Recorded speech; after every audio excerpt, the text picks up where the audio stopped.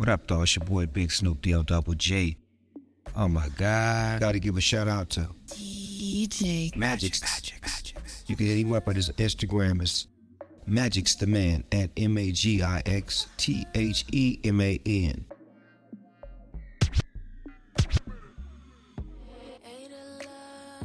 What is up, everyone? This is your girl Ari Love, also known as your Foodie Bae Ari. And today I have a special guest with me on our Outside the Box podcast. Today we're talking music with Terilisha.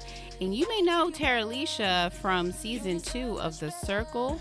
If you haven't heard of that show yet, you're probably living under a rock. So why don't you go out and pop on the Netflix and, tune in. So Terilisha, I'm just going to get right into it. Let us know what inspired you to pursue a career in entertainment, and when did you know that you wanted to be a singer and an actor? I have always known, I've always been inspired by all of the great music and TV and entertainment, but it was really the movie Boomerang. I don't even remember how old I was, maybe like 8 or 9. I probably shouldn't have been watching that movie. I don't even know what it was about, but I just remember seeing Halle Berry's character. And I knew from that movie I wanted to do that for a living.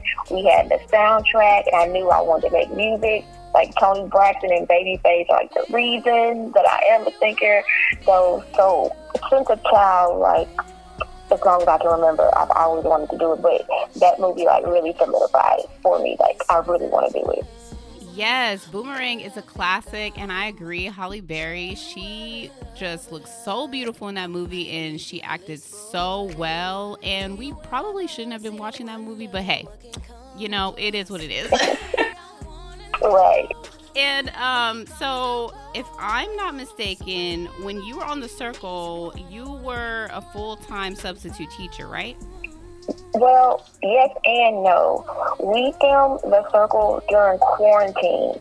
So at the time, I wasn't subbing. Okay, that makes sense. Because I was just curious to know, and I'm sure everyone else was curious to know, is just like how you balance that time between filming and being that full-time substitute teacher. So that definitely makes more sense now that you say that it was during quarantine. Okay, and then, do you still kind of every now and then drop in as a substitute teacher by any chance? Or have you kind of hung that side up? No. It's funny because up until the show, COVID changed a lot of things, but up until when the show came out, I was still doing it. And when the show released, my superintendent was like, yeah, no, you are a distraction. We cannot let you into the classroom. The kids go too crazy. So that was the end of my substitute career. Oh, okay. But I mean, yeah, that does make sense. I would be distracted as well if I was a student. My teacher was on The Circle. So definitely makes sense. And I personally would consider you to be one of the most memorable cast members on season 2 of The Circle. And I feel like fans were really drawn to your confidence, your humor, and your authenticity. How did you stay true to yourself and your values while navigating through the unique challenges of reality TV? Well, first, thank you. I think I was pretty memorable as well. And I think exactly what you said. I think with the fans being drawn to who I am as a person, just my confidence, my humor, and authenticity, that in itself allowed me to just stay true to myself. I was 100% myself through and through, and I think that helped with me not playing a catfish. I was able to go in as myself and just be my best self. But like you said, it did present its own challenges, especially with reality TV when it comes to Black women and reality TV. So that was probably the thing, navigating my true authentic Blackness, my Black self, and the reality TV space. Absolutely. And just curious, and also I'm sure the listeners out there are probably curious if someone wants to, get into that realm of reality TV, is that something that you have to audition for? Is that something that someone reaches out to you for? Like, how did you end up on the circle? Me personally, I watched season 1 and I knew that I wanted to do season 2. So when they opened up casting, I applied like along with 100,000 other people, and I got a call back, and the rest is history. Here I am. That's awesome. That's really cool. And so now let's get into, your musical side of things, because you can sing like really well, and I've listened to some of your tracks, and I just think that you're very talented, and I know that you're also a songwriter. So as a songwriter, what themes and emotions do you typically explore in your music, and how do you draw inspiration from your own experiences through the world around you? Thank you so much. I really appreciate that. When it comes to like the themes and emotions of my music, I really just kind of tap into the things that I experience, my own experiences, the experiences of like my friends and family, girl talk. A lot of it is centered in just, being a woman, being in love, making love, different things that we just experience in general and through life, and not just, create music around the world that I already live in. Absolutely. And what has been the biggest challenge you faced in your music career so far, and how did you overcome that challenge? I actually would say I think there's been 2 challenges, not just one that I could pinpoint.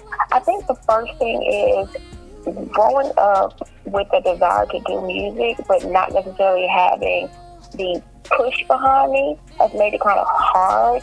For example, when you look at like the greatest musicians in history, like the Michael Jacksons, the Beyoncés, the Ushers, they had, a parent or parents that really helped mold them and push them to create them to become the stars that they are. And I didn't quite have that experience, so I would say that has been a biggest challenge. And the second thing is just being so green to the music industry that it ties into number one with not having that push. There's a lot of things that I don't know, and sometimes people, in this generation, we don't have a lot of artist development. So I feel like my biggest challenge is becoming great by myself sometimes. Sometimes it takes a team, it takes the helping hand, it takes, people to help elevate you into different places, and I don't quite have that just yet. So I think that's been my biggest challenge navigating my musical career. I definitely would absolutely agree. I feel like it's never too late to start anything. However, it does help when you do start, young as a child, like how you mentioned, Michael Jackson, Beyonce, how their parents like really kind of was just right there, every step of the way. And I'm sure they were like setting up meetings for them and just really pushing their children out there, as that number one performer. So I definitely can relate to that. And as far as like live shows, how do you prepare for a live performance, and what goes through your mind when you step out onto the stage? Man, to prepare for a live performance, it takes a lot of practice, a lot of, choreography time, a lot of working on your stage presence, a lot of just making sure your vocals sound good and that you're in sync with your dancers.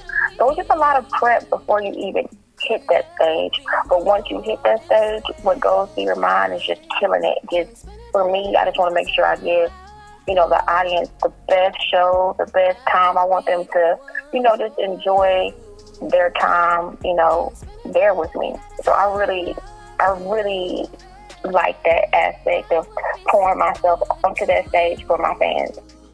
Oh, absolutely. And if you could collaborate with anyone on a song, whether they're living or not, who would it be and why? Chris Brown. I mean, it's Chris Brown. Like, come on, like. Right. He's just amazing. Like, I love Chris Brown's voice. I love his guests. Like, he is really, like, magical when it comes to this entertainment industry. Like, there's nothing this man can't do, and I just would love to make a great song with him and just vibe with Chris Brown, make a video and dance with him and just kill it. Absolutely. So if anyone out there is listening who has like some low-key connection to Chris Brown, please send him to Terilisha's way. Thanks in advance. Call me. And can you tell us about a song or project that you're particularly proud about, and what makes it meaningful to you? I'm actually pretty proud of everything that I've done. My EP. I would say I'm probably the most particularly proud of the Blue Heart EP, because it took so much to actually get that project done and released. It was just one of those, you have a little box that you check off, and for me, it was just actually creating a full body of work and releasing it. It was my first EP, my first complete project, and I was just really proud of that. And, both the songs, it just came from a very special place at that time. And I'm really excited for my next project. It's going to be a lot different. It's a follow-up to the Blue Heart EP, and I'm just really excited to get back in the studio and show my growth. And, I'm really excited for what's to come as well. Oh, love it. And what advice would you give to someone who is just starting out in the entertainment industry, whether or not they pursue a career in acting or singing, or another creative field? Like, what advice would you give to someone? My advice would be to accept the no's with the same grace as you would accept yeses, because I got a lot of no's in this thing. But just trust your own dopeness. Be authentically you, and just, if it's in you, go for it. And just strive, push through for your own self. Do it for you and no one. Oh, I love it. So you heard that, outside the box listeners, just be your true self. And you need to accept those no's. There's going to be no's, but it shouldn't stop you from pursuing your dreams. So just keep at it. And finally, what's next for you in your career, both in terms of like your music, but also other projects? Because I know, you act as well. So, if you have any film projects coming up, or, I know you have some new music coming up. But yeah, is there anything you can let us know in those realms? Yeah, well, most recently I just moved to Atlanta, so I'm really just out here trying to grind it out. I'm looking forward to, as I said, my next musical project, the Revelations EP. In terms of like acting or TV opportunities, I am submitting for castings and openings, so fingers crossed some of those things work out. And, if it's meant to be, it'll be. But I definitely want to continue to, dabble in those worlds and in those experiences. So I'm just, hoping for the best for myself, and I would love to continue to do more. Oh, yes, absolutely. Yes, and we would love to see you, on the screen, more and hearing more of your music, because like I said, you're really talented, and I wish you the best of luck out in Atlanta. I mean, you are in Black Hollywood, so you definitely have a shot.